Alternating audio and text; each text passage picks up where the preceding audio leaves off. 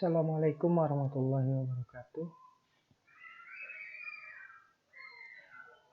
Pertemuan kali ini dalam perkuliahan DIT kita bahas tentang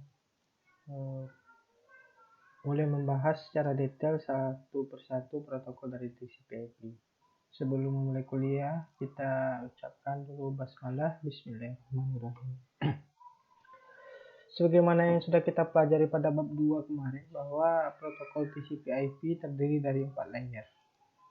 Untuk pertemuan sekarang sampai selanjutnya menjelang UTS kita akan membahas masing-masing layer di setiap pertemuan. Yang pertama adalah layer paling bawah yang akan kita bahas, yaitu physical dan data link layer. Layer ini adalah layer yang benar-benar berinteraksi dengan media transmisi, bagian fisik dari jaringan yang menghubungkan komponen jaringan secara bersamaan.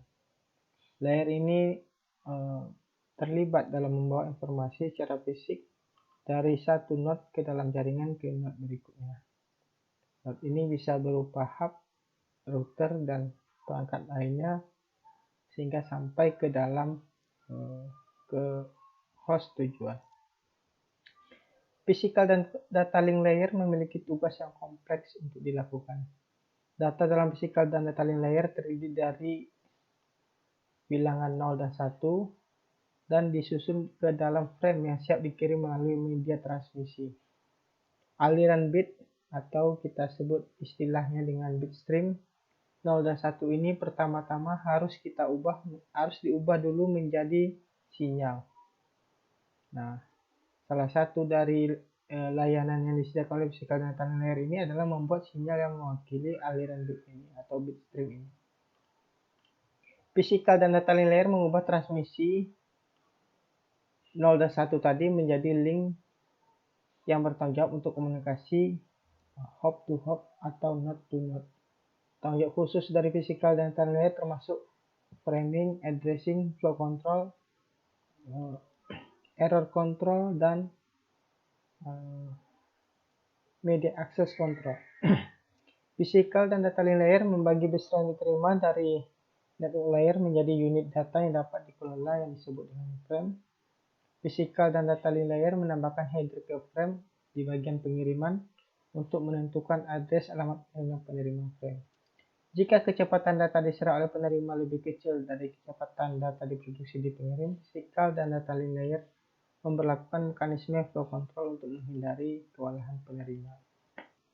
Ini juga sudah kita jelaskan di bagian sebelumnya tentang salah satu fungsi dari physical dan data link layer. Media transmisi adalah entitas pasif. Ya, dengan arti kata, dia tidak memiliki program internal atau logika untuk kontrol seperti layer lainnya. Media transmisi ini harus dikontrol oleh physical dan data link layer. Physical dan data link layer menentukan data flow. Physical dan data layer memutuskan jumlah logical channel untuk mengangkut data yang berasal dari sumber yang berbeda. Nah, untuk lebih detail kita akan membahas tentang data dan signal. Jadi salah satu fungsi utama dari physical dan data link layer ini adalah untuk memindahkan data dalam bentuk sinyal elektromagnetik melalui media transmisi. Apapun yang akan kita kirim, baik berupa angka atau gambar atau sesuatu yang menyebabkan alarm berbunyi di pusat kendali yang jauh dari perangkat Anda, maka sebenarnya kita sedang bekerja dengan transmisi data melalui koneksi jaringan.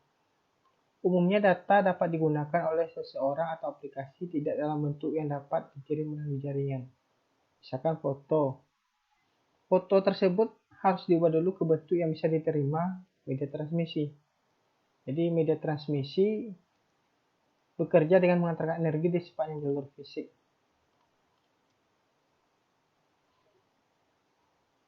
Media transmisi ini hanya menerima sinyal elektromagnetik.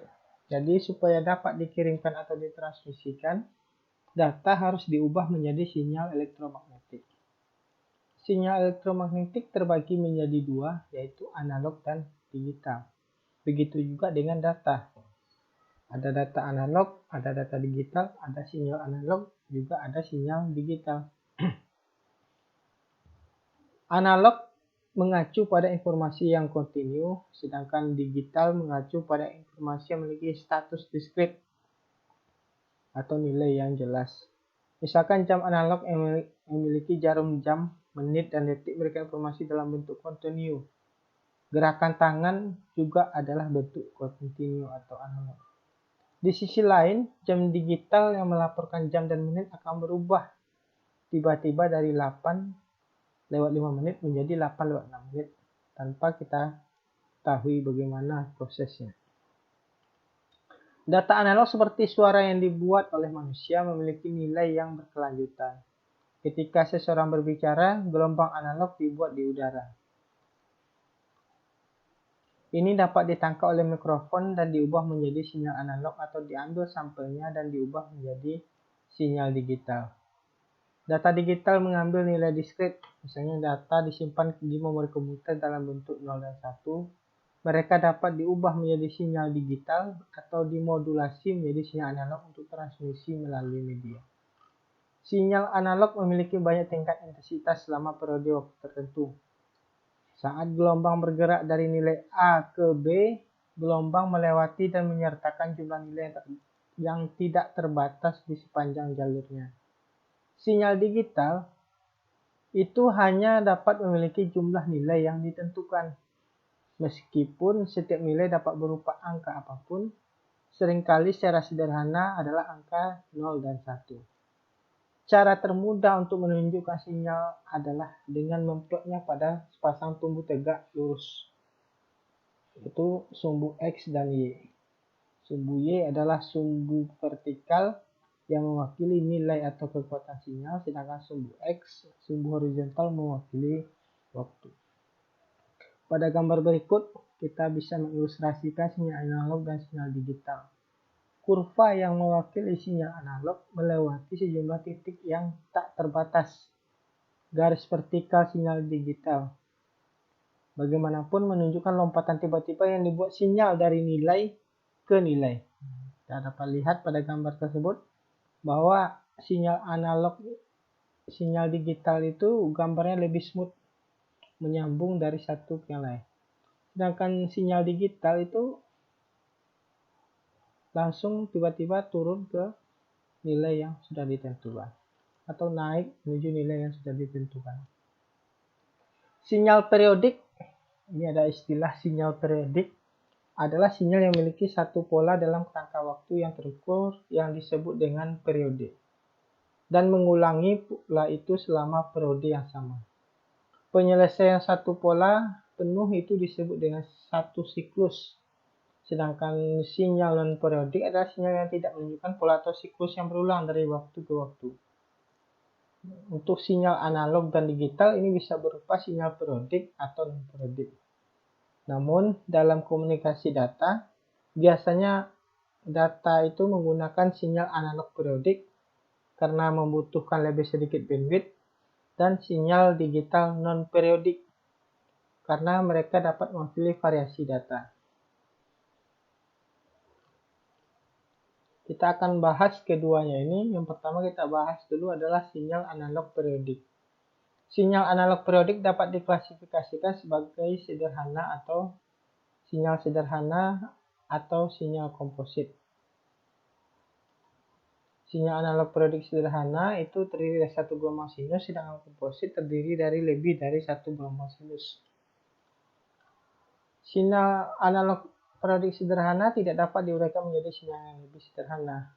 Sinyal analog periodik komposit terdiri seperti kita lihat dalam contoh gambar 32, ini adalah sinyal analog periodik.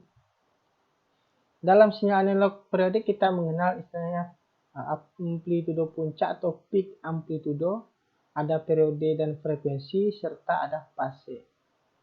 Jadi amplitudo puncak atau peak amplitudo sinyal adalah nilai absolut dari intensitas tertingginya sebanding dengan energi yang dibawanya. Untuk sinyal listrik, peak amplitudo biasanya diukur dalam bentuk volt. Seperti pada gambar 2 ini, kita lihat bahwa yang A itu adalah sebuah signal dengan peak amplitudonya yang tinggi, dan yang B adalah sinyal dengan peak amplitudo yang rendah. Periode mengacu pada jumlah waktu, biasanya satuannya adalah detik, yaitu waktu yang dibutuhkan sinyal untuk menyelesaikan satu buah siklus penuh. Frekuensi mengacu pada jumlah periode dalam 1 detik. Perhatikan bahwa periode dan frekuensi hanyalah satu karakteristik yang ditentukan dalam 2 cara. Periode adalah kebalikan dari frekuensi, dan frekuensi adalah kebalikan dari periode. Seperti yang terlihat pada rumus bahwa F sama dengan 1/T dan T periode adalah 1/F. Gambar berikut menampilkan sinyal dengan amplitudo dan fase sama namun berbeda frekuensi. Nah, semakin tinggi frekuensi sebuah sinyal, maka semakin rapat sinyal tersebut. Di sini kita lihat bahwa frekuensi sinyal 12 Hz itu lebih banyak atau lebih rapat dibandingkan sinyal dengan frekuensi 6 Hz. Periode secara formal dinyatakan satuannya detik, frekuensi adalah dalam Hz, yang merupakan jumlah siklus per detik. Satuan periode dan frekuensi dapat ditunjukkan pada tabel di bawah ini. Jadi 1 detik, kalau milidetik ini ekuivalen dengan 10 pangkat min 3 detik, dan seterusnya. Contoh, misalkan kita menggunakan daya yang memiliki frekuensi 60 Hz. Nah, berapa periodenya? Untuk menentukan periode, kita gunakan rumus periode sama dengan 1/F atau 1/60 sama dengan 0,0166 detik atau 16,6 milidetik. Contoh berikutnya, misalkan periode, nyatakan periode 100 milidetik dalam mikrodetik. Dari tabel di atas kita bisa lihat tabel periodik tadi bahwa antara milidetik dengan mikrodetik itu bedanya adalah 10 min 3. 10 pangkat 3. Nah, oleh karena itu 1 milidetik dikali dengan 10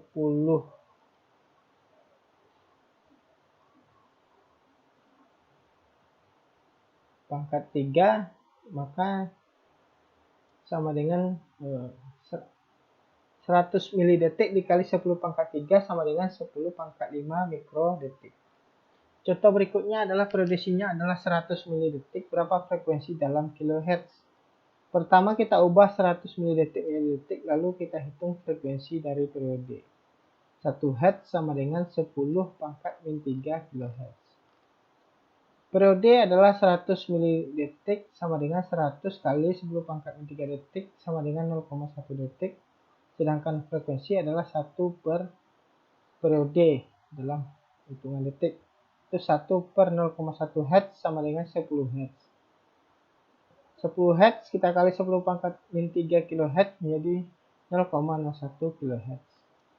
Kita sudah tahu bahwa frekuensi adalah hubungan sinyal ke waktu dan frekuensi gelombang adalah jumlah siklus yang diselesaikannya dalam 1 detik.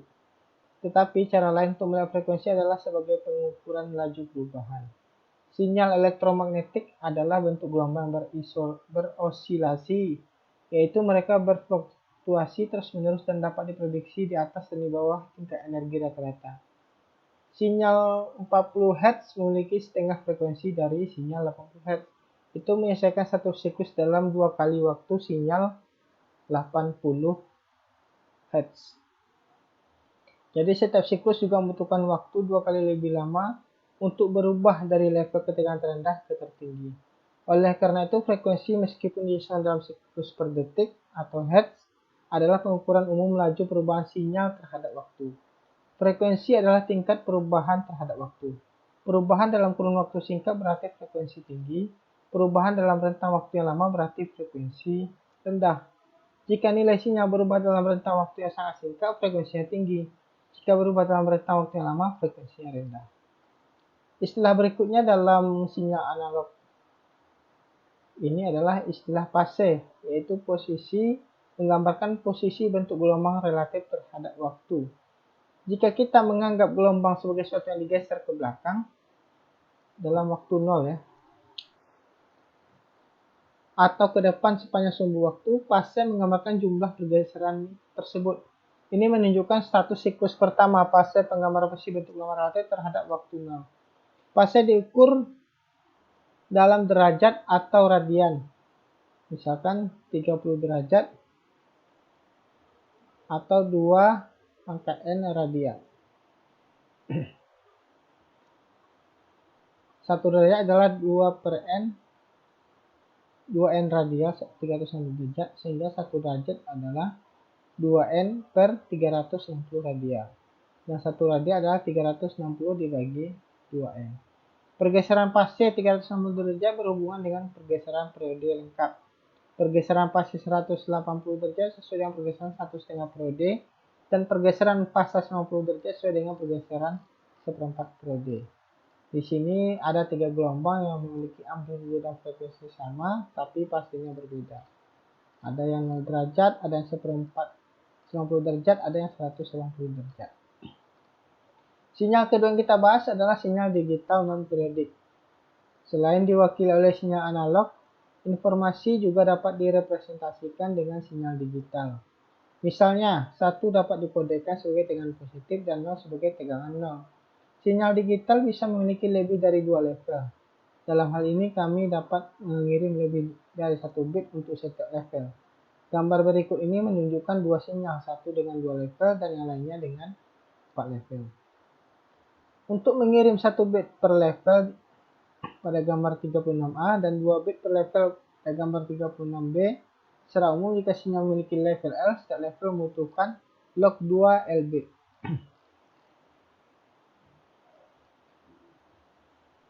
Sinyal digital memiliki contoh berikut. Sinyal digital memiliki 8 level. Berapa banyak bit yang dibutuhkan per level? Kita menghitung jumlah bit berdasarkan rumus jumlah bit per level. Maka log 2 dari 8 itu adalah 3. Jadi setiap level sinyal direpresentasikan dengan 3 bit. Istilah berikutnya adalah pada sinyal digital adalah bit rate. Sebagian sinyal digital non-periodik sehingga periode dan frekuensi bukan karakteristik yang sesuai. Jadi frekuensi, periode, dan fasa itu kita gunakan pada sinyal analog. Sedangkan pada sinyal digital kita kenal dengan istilah bit rate. Bit rate adalah jumlah bit yang dikirim dalam waktu 1 detik diekspresikan dalam bit per sekon atau BPS. Gambar berikut ini menunjukkan bit rate untuk 2 sinyal.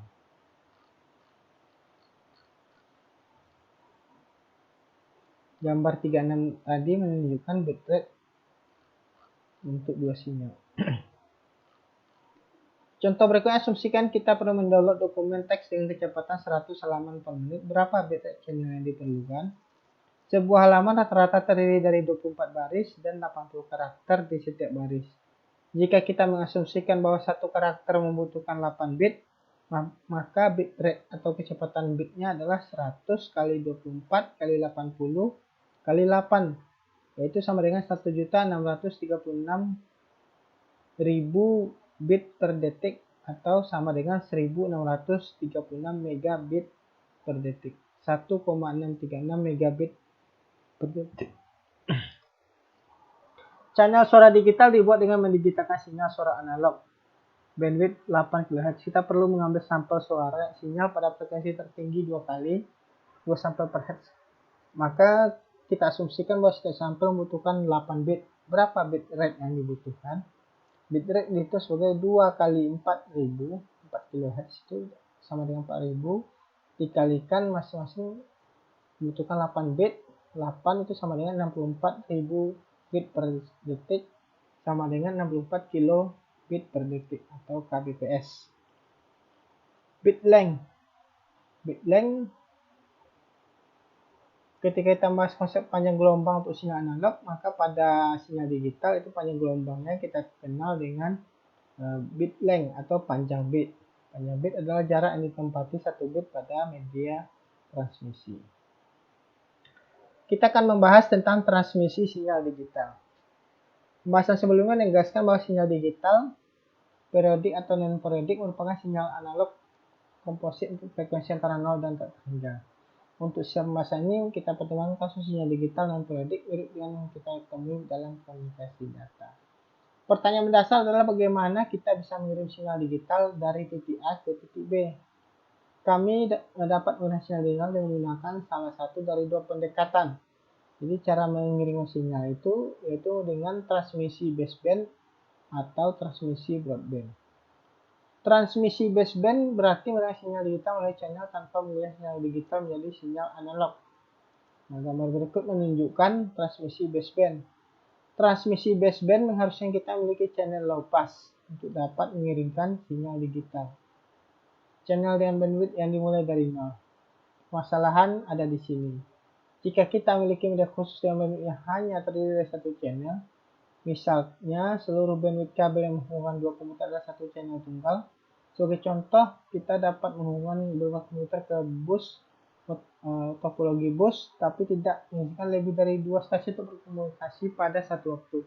Sekali lagi, kita memiliki channel low pass dan kita dapat menggunakan untuk komunikasi baseband.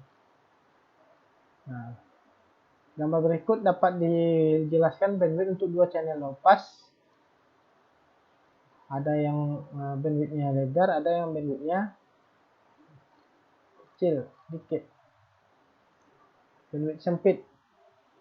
Kita perlu ingat bahwa channel low pass dengan bandwidth tak terbatas adalah hal yang ideal.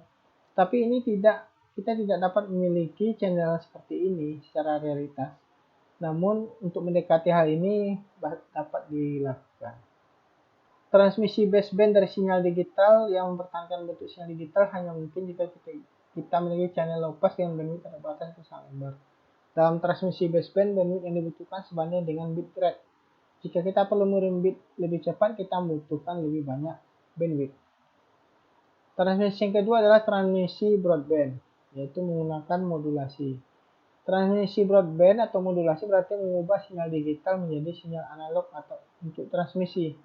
Modulasi memungkinkan kita untuk menggunakan channel bandpass, channel dengan bandwidth yang tidak dimulai dari 0. Jenis channel ini lebih tersedia daripada channel low pass. Jadi channel seperti ini yang tidak dimulai dari 0 lebih banyak tersedia. Perhatikan bahwa channel low pass dapat dianggap sebagai channel bandpass dengan frekuensi yang lebih rendah mulai dari 0. Gambar 324 menunjukkan gambar 39 menunjukkan bandwidth menunjukkan modulasi sinyal digital. Pada gambar sinyal digital diubah menjadi sinyal analog komposit. Kita telah menggunakan sinyal analog frekuensi tunggal. Amplitudo yang disebut dengan pembawa, amplitudo pembawa telah diubah agar terlihat seperti sinyal digital. Hasilnya bagaimanapun bukanlah sinyal frekuensi tunggal. Ini adalah sinyal komposit seperti yang sudah kita jelaskan tadi. Di penerima sinyal analog yang diterima diubah menjadi sinyal digital dan hasilnya adalah replika dari apa yang telah dikirim. Jika channel yang tersedia adalah channel bandpass, maka kita tidak dapat mengirim sinyal digital langsung ke channel tersebut. Kita perlu mengubah sinyal digital menjadi sinyal analog sebelum dikirim.